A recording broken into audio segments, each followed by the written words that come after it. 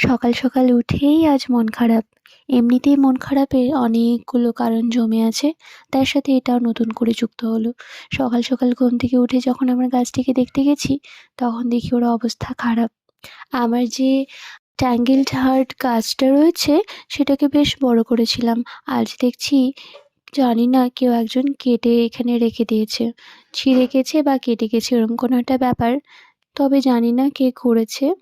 এই যে আমার এদিকে রাস্তা দিয়ে অনেক বাচ্চারা স্কুলে যায়। তো হতে পারে তারা হয়তো নেওয়ার চেষ্টা করেছিল। তখন হয়তো ছিঁড়ে গেছে বা এরকম কিছু হতে পারে। আমি ঠিক জানি না আদৌ।